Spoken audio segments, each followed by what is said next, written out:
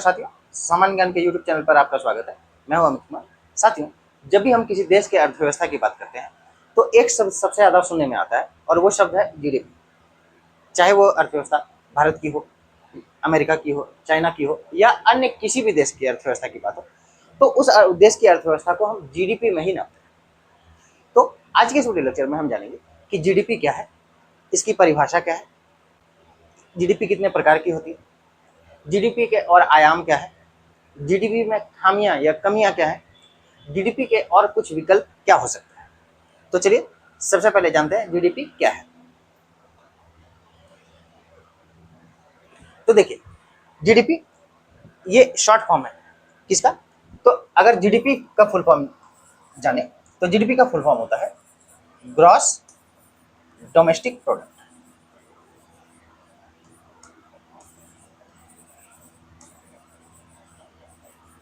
ठीक है, अब हिंदी में ऐसा कहते हैं सकल घरेलू उत्पाद।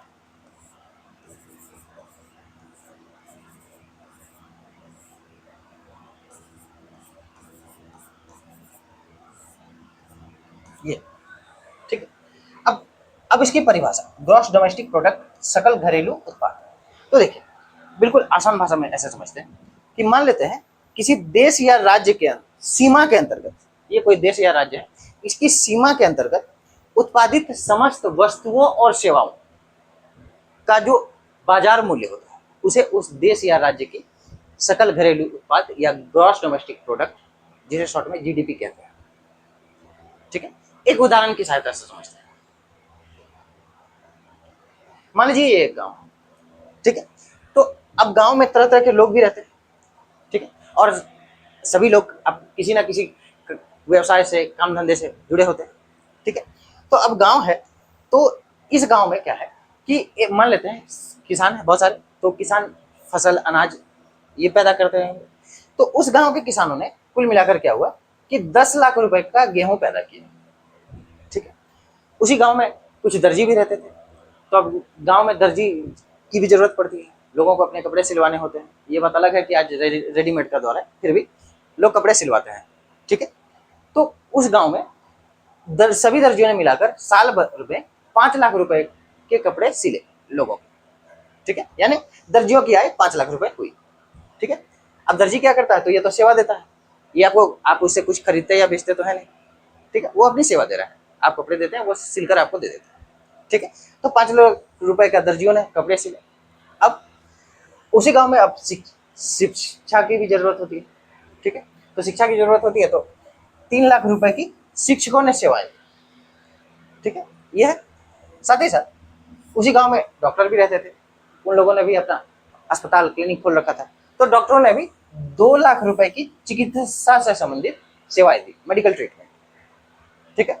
तो अब जब कुल को आप जोड़ेंगे, ठीक है, तो 10 लाख, 5 लाख, 3 लाख और 2 लाख, तो कुल मिलाकर कितने हो जाते हैं, कुल मिलाकर हो जाते हैं 20 लाख, ठीक है। तो इसे इस गांव की जीडीपी कहेंगे, सकल घरेलू उत्पाद। यानी इस गांव की जीडीपी कितनी हुई, 20 लाख रुपए। 10 लाख रुपए गेहूं का उत्पादन हुआ, 5 लाख रुपए के कपड़े सिले गए, 3 लाख रुपए की शिक्षा प्रदान की गई, 2 लाख रुपए की चिकित्सा सेवा प्रदान की गई, मेडिकल ट्रीटमेंट, ठीक है। तो इसे ही कहेंगे इस गांव की जीडीपी। तो इसे व्यापक पैमाने पर जब किसी राज्य या देश की जीडीपी की गणना की जाती है, तो ऐसे ही कुल वस्तुओं और सेवाओं का जो मूल्य होता है उसके बाजार मूल्य को उस राज्य या देश का जीडीपी कहते हैं, ठीक है। और ये जो जीडीपी की गणना की जाती है उसे मुख्यतः 1 वर्ष के लिए की जाती है। यानी मान लेते हैं ये जो उत्पादन हुआ था ये 1 साल में हुआ था, दर्जी ने भी 5 लाख के जो कपड़े सिले थे वो 1 साल में सिले थे, शिक्षकों ने भी 3 लाख रुपए की जो सेवाएं दी थी वो 1 साल में दी थी, ठीक है। और डॉक्टरों ने भी जो चिकित्सा से संबंधित सेवाएं दी थी वो 1 साल में दी थी। तो 1 साल में इस गांव की जीडीपी कितनी हुई, 20 लाख रुपए। और एक बात और आपको याद रखना है कि जीडीपी में केवल उन्हीं वस्तुओं और सेवाओं को जोड़ा जाता है जिनका कोई बाजार मूल्य हो, ठीक है। आपने जैसे मान लेते हैं कि किसी शिक्षक फ्री में बहुत सारे बच्चों को शिक्षा दी, तो उसे जीडीपी में नहीं जोड़ा जाएगा क्योंकि उसका कोई बाजार मूल्य नहीं है। लेकिन वही अगर उस शिक्षक ने 5 लाख रुपए की शिक्षा दी है तो वो जीडीपी में ऐड किया जाएगा। तो जीडीपी में जो भी ऐड किया जाता है, जो भी जोड़ा जाता है, तो वो हमेशा मॉनेटरी टर्म्स में, ठीक है, मूल्य में होना चाहिए, बाजार मूल्य में। अब इसी प्रकार से भारत के बारे में जान लेते हैं। ठीक है, तो अब देखिए, किसी भी देश की अर्थव्यवस्था हो, राज्य की अर्थव्यवस्था हो, तो मुख्यतः अर्थव्यवस्था को 3 भागों में बांटा जाता है। कौन कौन से?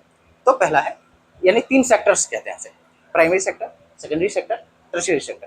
प्राइमरी सेक्टर को हिंदी में कहते हैं प्राथमिक क्षेत्र, सेकेंडरी सेक्टर को कहते हैं द्वितीय क्षेत्र, और टर्शियरी सेक्टर को कहते हैं तृतीय क्षेत्र। अब सबसे पहले प्राइमरी सेक्टर क्या कहते हैं? तो देखिए,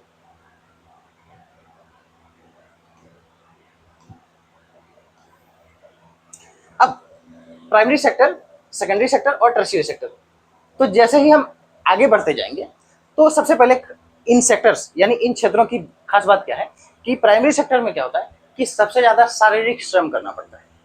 ठीक है, शारीरिक श्रम से संबंधित जो काम होते हैं वो सबसे ज्यादा होते हैं, जैसे एग्रीकल्चर, कृषि। तो ये किस में आएगा? ये प्राइमरी सेक्टर में आएगा। ठीक है, प्राथमिक क्षेत्र में। और कृषि से संबंधित और भी जो क्षेत्र है, जैसे डेयरी फार्मिंग होगी, ठीक है, दुग्ध उत्पादन, पशुपालन, मुर्गी पालन, मत्स्य पालन। ठीक है, तो ये सारी चीजें किसमें आएंगी? प्राइमरी सेक्टर में। ठीक है, आप चित्र में स्पष्ट देख पा रहे होंगे, कृषि भी है, दुग्ध उत्पादन भी है, और क्या है कि और भी सेवाएं जैसे मत्स्य पालन या फिशरी जिसे कहते हैं वो भी है। ठीक है, तो प्राइमरी सेक्टर के ये उदाहरण है। अब सेकेंडरी सेक्टर, तो जैसे सेकेंडरी सेक्टर की ओर बढ़ेंगे तो इसमें क्या होगा कि इसमें शारीरिक श्रम प्राइमरी सेक्टर के कंपैरिजन में थोड़ा कम करना पड़ता है। ठीक है, इसमें मशीनों का उपयोग भी बहुत ज्यादा होता है। तो इसमें कौन से आते हैं? तो इसमें ज्यादातर कल कारखाने, फैक्ट्रीज, ठीक है, वो आते हैं। तो फैक्ट्रीज में कौन कौन से? तो जैसे इंडस्ट्रीज, ऑटोमोटिव इंडस्ट्रीज हो गए, फार्मास्यूटिकल इंडस्ट्रीज, टेक्सटाइल, स्टील। ठीक है, तो ये इंडस्ट्रीज किसमें आएंगे? तो सेकेंडरी सेक्टर में। और कुछ उदाहरण जैसे माइनिंग, खनन। ठीक है, खनिज निकाले जाते हैं, तो खनन की जो प्रक्रिया है, प्रोसेस है, वो भी, क्योंकि जब जो खनिज निकाले जाते हैं वो तो बहुमूल्य होते हैं। ठीक है, तो उन्हें भी जीडीपी में जोड़ा जाता है, और वो किस क्षेत्र के अंतर्गत आएंगे? तो वो सेकेंडरी सेक्टर के अंतर्गत। ठीक है, एक और इंपॉर्टेंट बात जो मैं आपको बताना चाहूंगा कि कुछ एडवांस कंट्रीज में, जो विकसित देश, तो वहां पर क्या किया गया है, माइनिंग को यानी खनन को प्राइमरी सेक्टर में रखा गया है। लेकिन ज्यादातर डेवलपिंग कंट्रीज और अंडर डेवलप्ड कंट्रीज, जो विकासशील देश और जो गरीब देश है, वहां पर खनन को, माइनिंग को सेकेंडरी सेक्टर में रखा गया है। ठीक है, अब टर्शियरी सेक्टर, तो देखिए टर्शियरी सेक्टर ये क्या है? ये बेसिकली सर्विस सेक्टर से जुड़ा है। सर्विस सेक्टर जो जहां आपको सिर्फ सेवाएं दी जाती है, हेल्थ हो, एजुकेशन हो, बैंकिंग सेवाएं हो, पोस्टल से संबंधित सेवाएं हो, आईटी से रिलेटेड, इंफॉर्मेशन टेक्नोलॉजी से रिलेटेड सेवाएं हो, तो ये सारी सेवाएं इसी क्षेत्र में दी जाती है। ठीक है, तो ये मुख्यतः किससे रिलेटेड है? टर्शियरी सेक्टर, सर्विस सेक्टर से, सर्विस से संबंधित, सेवाओं से संबंधित। ठीक है, उदाहरण मैंने आपको बता ही दिया। ठीक है, तो सॉफ्टवेयर डेवलपमेंट, आईटी से रिलेटेड सर्विस हो गए, बैंकिंग हो गए, ट्रेड हो गए, ट्रांसपोर्टेशन हो गया, टेलीकॉम सर्विसेज हो गए, एजुकेशन भी, हेल्थ भी, ये सभी किसमें आएंगे? तो टर्शियरी सेक्टर। ठीक है, तो अब जैसे इन तीनों क्षेत्रों का जो कुल मिलाकर जो योग होगा, ठीक है, कुल मिलाकर जो इन तीनों का जो योग होगा वो क्या कहलाएगा? वो कहलाएगा, मान लेते हैं जैसे भारत के संदर्भ में बात करें तो वो कहलाएगी जीडीपी, भारत की जीडीपी। ठीक है, और अभी वर्तमान में भारत की जीडीपी कितनी है? तो वर्तमान में भारत की जीडीपी है 4.2 ट्रिलियन डॉलर। ठीक है, इसी के आसपास है 4.2। ये थोड़ा सा ये 19-20 होता रहता है, लेकिन लगभग इतनी ही है अभी भारत की जीडीपी, 4.2 ट्रिलियन डॉलर। ठीक है, अब आगे चलते हैं। अब जीडीपी के प्रकार, तो जीडीपी देखिए मुख्यतः 2 प्रकार की होती है। क्या क्या? तो पहला है नॉमिनल जीडीपी और दूसरा है रियल जीडीपी। ठीक है, अब नॉमिनल जीडीपी किसे कहते हैं? तो सबसे पहले नॉमिनल जीडीपी देख लेते हैं।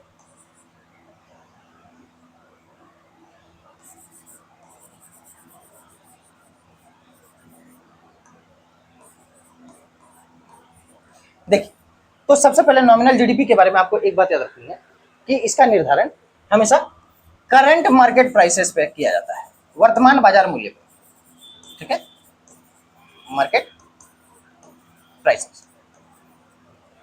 ठीक है, वर्तमान बाजार मूल्य पे इसका निर्धारण, इसकी गणना की जाती है। अब उदाहरण की सहायता से समझते हैं।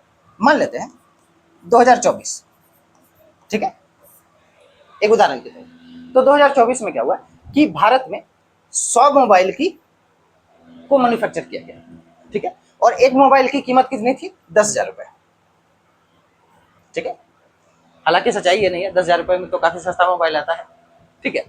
लेकिन एक उदाहरण के तौर पर तो 100 मोबाइल, एक मोबाइल की कीमत कितनी? 10,000 रुपए, तो कुल कीमत कितनी हो जाएगी? 10 लाख रुपए, ठीक। तो 2024 में भारत की जो नॉमिनल जीडीपी है वो कितनी होगी? 10 लाख रुपए, ठीक है। अब अगले साल आते हैं 2025 में, ठीक है। अब 2025 में क्या हुआ कि मोबाइल का उत्पादन उतना ही हुआ, 100 ही, ठीक है। 100 मोबाइल का ही उत्पादन हुआ। लेकिन अब जैसे समय गुजरता है तो वस्तुओं का सेवाओं का मूल्य भी बढ़ता है, ठीक है। इन्फ्लेशन बढ़ता है, मुद्रास्फीति, ठीक है। तो क्या हुआ कि अब 2025 में इन्हीं मोबाइल का की जो कीमत थी वो बढ़कर कितनी हो गई? 12,000 रुपए,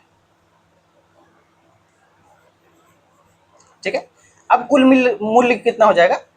तो कुल मूल्य हो जाएगा 12 लाख रुपए, ठीक है। तो अब 2025 में भारत की जीडीपी कितनी हो गई? 12 लाख रुपए। 2024 में कितनी थी? 10 लाख रुपए, ठीक है। अब देखने से तो ये लग रहा है कि हाँ, भारत की जीडीपी में बढ़ोतरी हुई है, जो सच्चाई भी है। 2 लाख रुपए की बढ़ोतरी हुई है। 24 में 10 लाख थी, 25 में 12 लाख हो गई है। लेकिन यहाँ एक कमी है। क्या कमी है कि इससे ये नहीं, इस 12 लाख को देखकर आप ये नहीं पता लगा सकते कि वस्तुओं का उत्पादन बढ़ा है या वस्तुओं का मूल्य बढ़ा है। क्योंकि मैंने उदाहरण के तौर पर आपको मूल्य बता दिया तो आप सोच रहे होंगे कि पता तो चल रहा है कि मूल्य बढ़ गया, लेकिन व्यापक पैमाने पर ऐसा नहीं हो सकता है। आपको हर एक वस्तु का मूल्य नहीं बताया जा सकता। सरकार हर एक वस्तु का मूल्य नहीं बता सकती आपको, ठीक है। तो इसलिए नॉमिनल जीडीपी की सबसे बड़ी कमी या खामी जो कही वो यही है कि इससे ये पता नहीं चलता, वृद्धि तो पता चलती है कि हाँ वृद्धि हुई है पिछले साल के कंपैरिजन में, और ये हमेशा इसकी गणना किस पे की जाती है? करंट मार्केट प्राइसेस पे, वर्तमान बाजार मूल्य, ठीक है। तो इससे सिर्फ ये पता चलता है कि हाँ जीडीपी बढ़ी है, लेकिन ये पता नहीं चलता कि वस्तुओं का उत्पादन बढ़ा है या वस्तुओं का मूल्य बढ़ा है, ठीक है। ये नॉमिनल जीडीपी की कमी है। और वर्तमान में जैसे जब हम कहते हैं कि भारत दुनिया की 6ठी सबसे बड़ी अर्थव्यवस्था बन गई है, ठीक है, तो हम नॉमिनल जीडीपी के टर्म्स में कहते हैं, ये बात आपको याद रखना है, ठीक है। अब आते हैं रियल जीडीपी की तरफ। तो देखिए रियल जीडीपी, ठीक है, इसकी गणना जो है, इसकी गणना के लिए एक बेस ईयर, आधार वर्ष, ठीक है, एक बेस ईयर ले लिया जाता है, आधार वर्ष। जैसे मान लेते हैं अभी वर्तमान में, ठीक है, जो सच्चाई है वर्तमान में रियल जीडीपी कैलकुलेट करने के लिए, गणना करने के लिए भारत में जो बेस ईयर है वो कितना है? 2022-23, ठीक है। पहले ये 2011-12 था, लेकिन इसी साल फरवरी 2026 में इसे बदलकर, यानी सरकार ने इसे बदलकर कितना कर दिया है? Base year 2022-23। तो किसी वस्तु या सेवा के मूल्य की गणना करनी है तो बेस ईयर किसको मानना होगा? 2022-23, ठीक है। ये वर्तमान में रियल जीडीपी इसी बेस ईयर पे कैलकुलेट होती है, ठीक है। अब उदाहरण से फिर से समझते हैं। तो मान लेते हैं 2024 में, ठीक है,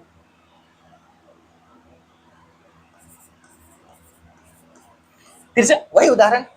तो 2024 में क्या हुआ कि 100 मोबाइल का उत्पादन हुआ, ठीक है। एक मोबाइल की कीमत कितनी? 10,000 रुपए, कुल कीमत 10 लाख रुपए, ठीक है। अब फिर से लेते हैं अगले 2025। अब 2025 में क्या हुआ कि वही कितने मोबाइल का उत्पादन हुआ था? 100, कीमत कितनी बढ़ गई थी? 2,000, यानी 12,000 एक मोबाइल की कीमत हो गई थी। तो कुल जीडीपी कितनी हो गई? 12 लाख, ठीक है। उदाहरण वही है, आप तुलना करने के लिए बिल्कुल आसानी से समझ सकते हैं, ठीक है। अब पिछले साल के कंपैरिजन में यहाँ तो ये पता चल रहा है कि हाँ जीडीपी बढ़ी है। कितनी बढ़ी है? तो 2 लाख रुपए, ठीक है। तो रियल जीडीपी में हमने क्या किया कि बेस ईयर को मान लेते हैं कि इस उदाहरण के लिए हमने बेस ईयर को 2024 मान लिया, ठीक है। तो 2024 में इस वस्तु का मूल्य कितना था? 10,000 रुपए, ठीक है। तो 2024 में जब इस वस्तु का मूल्य 10,000 रुपए था, यानी मोबाइल की कीमत 10,000 रुपए थी, और 2025 में बढ़कर कितनी हो गई? 12,000। तो हमें स्पष्ट रूप से ये पता चलता है कि हाँ वस्तु के मूल्य में वृद्धि हुई है, उत्पादन तो अभी भी उतना ही है, ठीक है। तो इसलिए किसी देश की वास्तविक अर्थव्यवस्था जानने के लिए आपको रियल जीडीपी पे फोकस करना चाहिए, ना कि नॉमिनल जीडीपी। ठीक है, उसी प्रकार से जब आप ग्रोथ रेट देखें तो रियल ग्रोथ रेट और नॉमिनल ग्रोथ रेट दोनों की तुलना करें, और हमेशा जो वास्तविक जो स्थिति आपके सामने प्रकट होगी वो रियल जीडीपी से ही रियल पिक्चर आपके सामने आएगा, या रियल ग्रोथ रेट से। ठीक है, तो ये अंतर है दोनों। अब जैसा कि नॉमिनल जीडीपी में हमने कहा कि इसमें ये पता नहीं चलता कि वस्तु का उत्पादन बढ़ा है या वस्तु का मूल्य, लेकिन रियल जीडीपी में स्पष्ट रूप से पता चलता है कि वस्तु का उत्पादन बढ़ा है या वस्तु का मूल्य बढ़ा है। ठीक है, अब आगे चलते हैं। अब दोनों में मुख्य अंतर, ठीक है, मैंने उदाहरण से आपको समझा दिया, अब एक बार इसे रिवाइज कर लीजिए। तो कैसे? तो देखिए,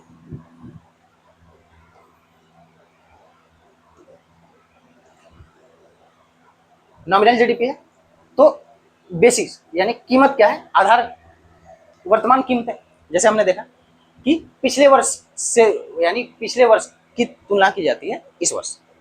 ठीक है, जैसे हमने देखा 2024 के मूल्य की तुलना 2025 में की गई। ठीक है, तो स्पष्ट रूप से अब रियल जीडीपी में क्या होता है, एक आधार वर्ष हमने बताया कि एक बेस ईयर इसमें ले लिया जाता है।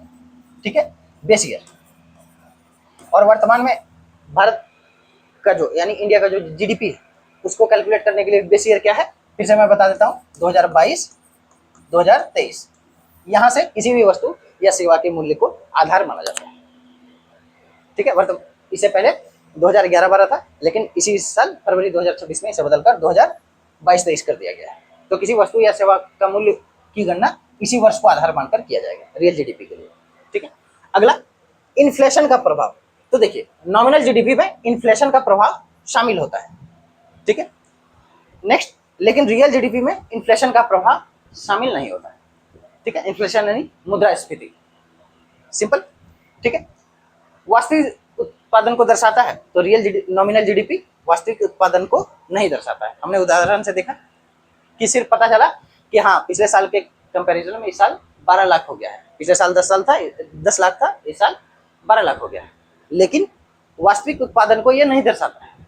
ठीक है, रियल जीडीपी वास्तविक उत्पादन को दर्शाता है। हमने देख लिया कि वस्तु की कीमत में वृद्धि स्पष्ट रूप से पता चल रही थी, तो पता चला कि नहीं, वस्तु के उत्पादन में वृद्धि नहीं हुई है। ठीक है, और आखिरी अंतर क्या है, अधिक उपयोगी किसके लिए? तो देखिए, नॉमिनल जीडीपी वर्तमान बाजार मूल्य जानने के लिए उपयोगी होता है, लेकिन रियल जीडीपी आर्थिक वृद्धि मापने के लिए उपयोगी होता है। इसलिए अगर ज्यादा वास्तविक स्थिति आपको जाननी है तो रियल इमेज ऑफ इकोनॉमी, तो वो आपको रियल जीडीपी से ही पता चलती है। ठीक है, तो ये था रियल जीडीपी और नॉमिनल जीडीपी में अंतर। अब आगे चलते हैं।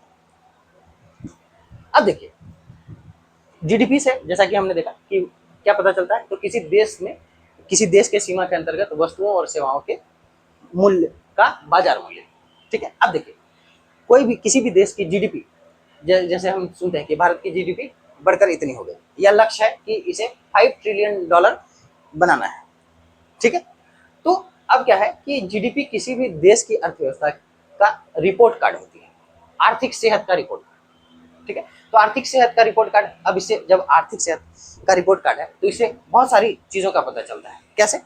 तो हमने उदाहरण की सहायता से देखा क्या, तो हमने देखा कि इससे ये पता चलता है कि उत्पादन बढ़ रहा है या नहीं बढ़ रहा है। ठीक है, तो पहली बात जो पता चलती है वो पता चलता है कि हाँ उत्पादन बढ़ रहा है या घट रहा है। ठीक है, दोनों। दूसरा, व्यापार बढ़ रहा है या घट रहा है, ये भी पता चलता है। तीसरा, रोजगार के अवसर बढ़ सकते हैं। जैसे अब देखिए, उत्पादन बढ़ेगा, व्यापार बढ़ेगा, तो ये सामान्य सी बात है कि रोजगार के अवसर भी बढ़ेंगे। ठीक है, अब और क्या पता चलता है, तो सरकार को अधिक कर यानी टैक्स प्राप्त हो सकता है। ऑब्वियसली देखिए, जब वस्तुओं का उत्पादन बढ़ेगा, वस्तुओं की बिक्री बढ़ेगी, सेवाएं दी जाएगी, तो ऑब्वियसली सरकार को और ज्यादा रेवेन्यू यानी टैक्स की प्राप्ति होगी। ठीक है, तो ये था जीडीपी क्या है, तो किसी भी अर्थव्यवस्था की आर्थिक सेहत का रिपोर्ट कार्ड है। ठीक है, अब आगे चलते हैं। अब देखिए, जीडीपी में जैसा कि मैंने कहा कि कुछ कमियां हैं। क्या कमियां हैं?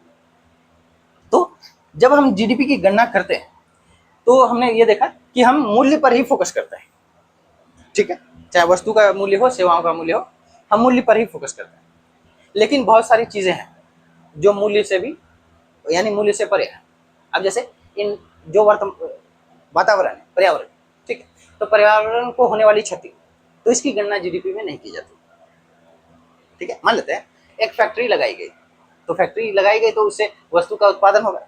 मान लेते हैं किसी देश में या किसी राज्य में, भारत के किसी राज्य में, मान लेते हैं भारत के किसी राज्य में एक चिप बनाने वाली, जिसे आप सेमीकंडक्टर कहते हैं, ठीक है, तो चिप बनाने वाली फैक्ट्री को सेटअप किया गया, प्लांट बना। तो अब उस फैक्ट्री को लगाने के लिए क्या हुआ कि उस इलाके में बहुत सारे पेड़ काटे गए। तो पेड़ काटे गए तो सामान्य सी बात है कि पर्यावरण को क्षति पहुंची, ठीक है, तो उस क्षति को जीडीपी में नहीं इंक्लूड किया जाता है। ये सबसे बड़ी कमी है जीडीपी की, ठीक है। और भी बहुत सारी चीजें, जैसे आय की असमानता। जीडीपी तो बढ़ रही है, लेकिन इसका मतलब ये नहीं होता है कि आय की असमानता कम हो रही है, ठीक है। ऐसा भी देखा गया है कि अमीर और अमीर होते गए हैं, गरीब और गरीब होते गए हैं, लेकिन जीडीपी बढ़ रही है। और एक बात और आप जानते होंगे कि चाहे किसी कोई देश हो या पूरी दुनिया की बात कर लें, तो जो आर्थिक संसाधन है वो मुट्ठी भर लोगों के हाथों में सीमित है, यानी मुट्ठी भर लोगों का कंट्रोल है पूरी दुनिया के संसाधनों पर, ठीक है। ये ज्यादा नहीं, ये इनकी संख्या सैकड़ों में है, हजारों और लाखों की तो बात सैकड़ों में। बाकी जो बहुसंख्यक है, मेजोरिटी, वो आय की असमानता से जूझ रही है। तो इसलिए जीडीपी में क्या है कि आय की असमानता, पर्यावरण नुकसान, लोगों की खुशी, ये सबसे बड़ा इंडिकेटर है, ठीक है। तो लोगों की खुशी भी जीडीपी में इंक्लूड नहीं की जाती। जैसे किसी देश की जीडीपी बढ़ रही है, जीडीपी ग्रोथ कर रही है, लेकिन क्या उस देश में लोग खुश हैं? तो लोगों की खुशी को इंक्लूड नहीं किया जाता, ठीक है। साथ ही साथ क्वालिटी ऑफ लाइफ, जीवन की गुणवत्ता। अब जीवन की गुणवत्ता, अब देश यानी जीडीपी बढ़ रही है, देश अमीर भी हो रहा है, लेकिन बहुत सारे नीचे तबके के लोग अभी भी बहुत निम्न स्तर का जीवन जी रहे हैं। उनके पास मूलभूत सुविधाओं का अभाव है, उनके पास पीने के लिए साफ पानी तक नहीं है, पढ़ने के लिए या शिक्षा, स्वास्थ्य, ट्रांसपोर्टेशन, इन सब की बेसिक सुविधा भी उपलब्ध नहीं है, उनके घर 24 घंटे बिजली भी नहीं आती। तो ये क्या है? ये है क्वालिटी ऑफ लाइफ, इसकी भी गणना जीडीपी में नहीं की जाती। तो यह है जीडीपी से संबंधित और या जीडीपी में कुछ कमियां, ठीक है। अब आगे चलते हैं। अब जीडीपी के विकल्प क्या है? तो हमने देखा कि जीडीपी में क्या है, पर्यावरण को होने वाले नुकसान को इंक्लूड नहीं किया जाता, आय की असमानता को इंक्लूड नहीं किया जाता, ठीक है, जो जीवन की गुणवत्ता है उसे सम्मिलित नहीं किया जाता, लोगों की जो खुशी है उसे सम्मिलित नहीं किया जाता। तो क्या हुआ कि बहुत सारे देशों ने इस जीडीपी के कंसेप्ट को नकारा और इसका विकल्प ढूंढा, ठीक है। तो कुछ देश हैं और कुछ अंतरराष्ट्रीय संस्थाएं भी है जिन्होंने जीडीपी के इस कंसेप्ट के बदले कुछ दूसरे विकल्पों को चुना। तो उनमें से ये कुछ 5 प्रमुख विकल्प हैं जो जीडीपी के बदले यूज किया जाता है, ठीक है। अब कैसे? तो पहला देख लेते हैं। तो देखिए, पहला है ह्यूमन डेवलपमेंट इंडेक्स। तो नाम से ही पता है कैसे, ह्यूमन, मानव विकास सूचकांक, ठीक है। तो जब मानव को इसमें शामिल किया गया है, तो ये क्या है? सबसे पहले तो ये जान लीजिए कि ये जो इंडेक्स है, सूचकांक है, इसे कौन जारी करता है? तो इसे जारी करता है यूएनडीपी। ये यूएन की ही एक इकाई है, संयुक्त राष्ट्र संघ की ही एक इकाई है, ठीक है। अब इस ह्यूमन डेवलपमेंट इंडेक्स में क्या है, इसके 3 पिलर्स हैं, 3 आधार। क्या क्या? तो इसमें देखा जाता है कि आय, व्यक्ति की आय क्या है, प्रति व्यक्ति आय, जिसे पर कैपिटा इनकम कहते हैं, वो क्या है।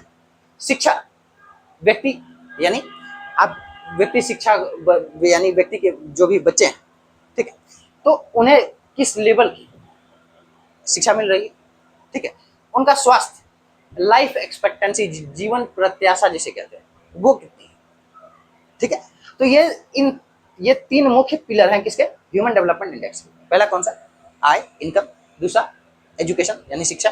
तीसरा लाइफ एक्सपेक्टेंसी, जिसे स्वास्थ्य या हेल्थ कह लीजिए, ठीक है। इन तीनों, ये 3 पिलर्स हैं, ठीक है। तो अब दूसरा विकल्प क्या है जीडीपी का? तो दूसरा विकल्प है ग्रॉस नेशनल हैप्पीनेस। देखिए, तो हमने देखा कि जीडीपी में खुशी, लोगों के खुशी को शामिल किया जाता है। तो हमारा पड़ोसी देश है भूटान, बहुत छोटा सा, बहुत शांति प्रिय है। तो भूटान ने 1970 के दशक में, ठीक है, 70 के दशक में 1970s में वहाँ के चौथे राजा, ठीक है, उनका नाम है जिंगमे सिंघिए वांगचुक, ठीक है। तो उन्होंने एक नए कंसेप्ट को जन्म दिया और इस कंसेप्ट का नाम है ग्रॉस नेशनल हैप्पीनेस, ठीक है। तो इसमें खुशी को शामिल किया था, लोग कितने खुश, इकोनॉमी बढ़े सिर्फ उससे ये नहीं पता चलता कि लोग खुश हैं या नहीं। तो इसलिए जापान ने दुनिया को एक नया कंसेप्ट दिया जीडीपी के बदले कि नहीं, हम जीडीपी नहीं, हम जीएनएच ग्रॉस नेशनल हैप्पीनेस को, यानी ठीक है सकल राष्ट्रीय खुशी, इसको पैमाना बनाएंगे कि लोग कितने खुश हैं, ठीक है। तो इसमें क्या क्या इंडिकेटर्स है खुशी, लोगों की खुशी, देखिए जीडीपी की कमी दूर हो गई, मानसिक स्वास्थ्य मेंटल हेल्थ, ठीक है, संस्कृति कल्चर, पर्यावरण, तो देखिए जीडीपी में पर्यावरण को एक्सक्लूड किया गया था, नहीं जोड़ा गया था, खुशी को भी नहीं, ठीक है। तो देखिए इनको इंक्लूड कर लिया गया, साथ ही सामाजिक संबंध सोशल रिलेशंस, आप देखते होंगे कि आज समाज में क्या हो चुका है कि लोग बिल्कुल, आप यूँ कहें कि लोगों के अंदर जो पेशेंस है, धैर्य, वो ऑलमोस्ट खत्म हो चुका है, लोग एक दूसरे को माफ करना भूल गए हैं, रिश्ते बिगड़ते चले गए हैं, सामाजिक तो छोड़ दिए, जो निजी संबंध है वो भी बिगड़ते चले गए और चले ही जा रहे हैं। तो सामाजिक संबंध को भी इसने इंक्लूड किया है, ठीक है।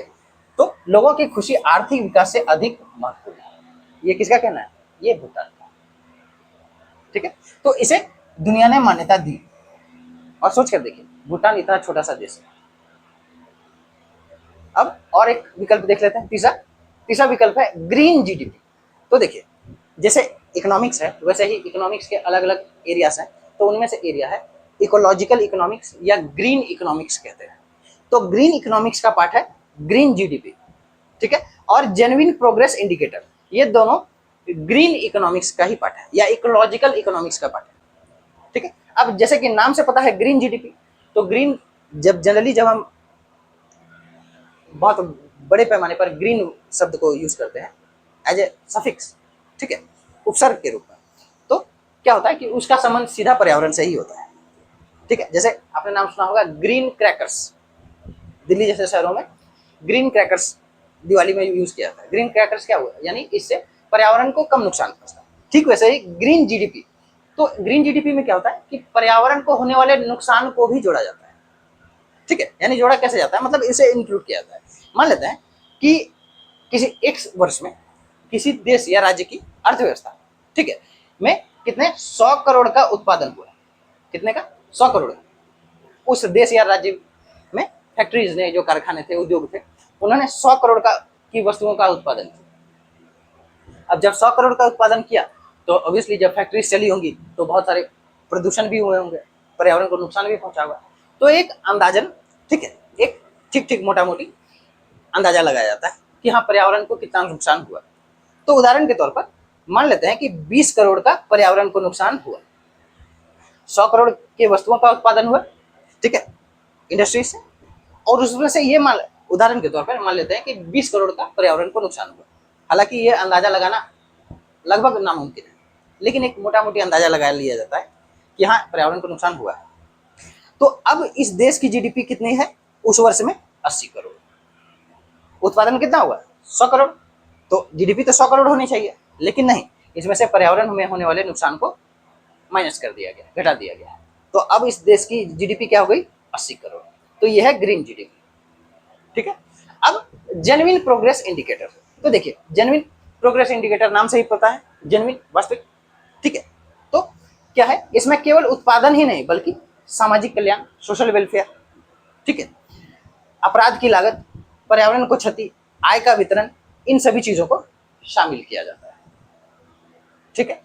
आखिरी जीडीपी का विकल्प है मल्टी डायमेंशनल पॉवर्टी इंडेक्स, ठीक है, बहुआयामी गरीबी सूचकांक। मल्टी डायमेंशनल यानी बहुआयामी रूप, अलग अलग क्षेत्रों को इसमें जोड़ा जाता है, इंक्लूड किया जाता है, ठीक है। और इसकी गणना कौन करते हैं, तो इसकी गणना भी दो संस्थाएं करती हैं। एक है यूएनडीपी, हमने देखा यूएनडीपी, और क्या करती है, ह्यूमन डेवलपमेंट इंडेक्स को भी यूएनडीपी ही कैलकुलेट करती है, ठीक है। और मल्टी डायमेंशनल पॉवर्टी इंडेक्स ये इंटरनेशनल लेवल पे, ठीक है, और नेशनल लेवल पे भारत में इसको कौन तैयार करती है, नीति आयोग, ये बात आपको याद रखनी है। कि अंतरराष्ट्रीय स्तर पर यूएनडीपी प्लस ऑक्सफोर्ड पॉवर्टी, मैं शॉर्ट में लिख दे रहा हूं, Oxford poverty human development initiative, मैंने शॉर्ट में लिख दिया है OPHDI, Oxford poverty human development initiative, और यूएनडीपी, ये दोनों मिलकर multi dimensional poverty index international level पर रिलीज करते हैं। ठीक है, और इंडिया में मल्टी डायमेंशनल पॉवर्टी इंडेक्स कौन रिलीज करता है? तो ये नीति आयोग। ठीक है, ये बात आपको याद रखनी है। अब चूंकि नाम से ही पता है मल्टी डायमेंशनल है, तो इसमें किसको इंक्लूड किया जाता है? शिक्षा को, स्वास्थ्य को और जीवन स्तर को। जीवन स्तर यानी लाइफ, जो जीवन स्तर है, जीवन स्तर में तो एक अच्छा जीवन जीने के लिए क्या क्या चाहिए हमें? एक अच्छी स्वास्थ्य चाहिए, अच्छी शिक्षा चाहिए, और भी दूसरी सुविधाएं, जैसे अभी वर्तमान में बिजली चाहिए, पानी चाहिए, पीने का पानी।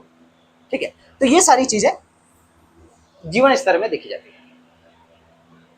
ठीक है, तो ये सारी चीजें हैं, ये सारे विकल्प हैं जो जीडीपी में जो कमियां हैं उनको दूर करते हैं, और अलग अलग देश इनको अपना पैमाना बनाते हैं।